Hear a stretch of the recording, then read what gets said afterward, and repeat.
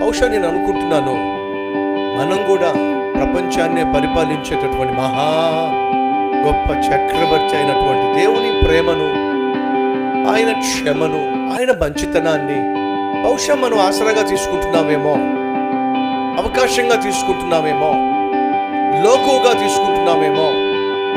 మనకంటే కొంచెం గొప్ప స్థితిలో ఉన్నటువంటి వ్యక్తి కలవాలి అంటే మనం టైం తీసుకుంటున్నాం, ఫోన్ చేస్తున్నాం, SMS పెడుతున్నాం.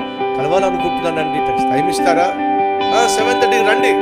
7:30 రమ్మంటే 7 o'clock వెళ్ళిపోతున్నాం. 30 minutes ముందు వెళ్తున్నాం, 15 minutes ముందు వెళ్తున్నాం.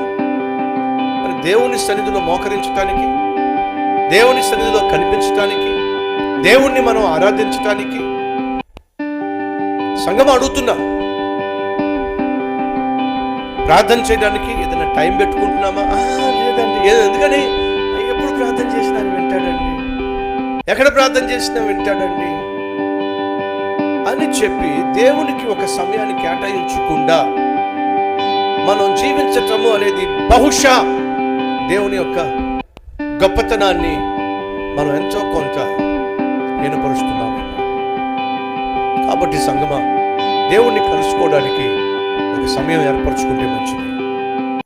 ఆయన సన్నిధిలో మోకరించి ఆయనతో మనసు విప్పి మాట్లాడడానికి ఒక ఖచ్చితమైన నిర్దిష్టమైనటువంటి సమయాన్ని ఏర్పరచుకుంటే మంచిది. అది ఉత్తమమైనదే, అది శ్రేష్టమైనదే. ఈ విషయాన్ని మర్చిపోద్దని ప్రభువు పేరట మనం చేస్తున్నాం. పొద్దుట్లే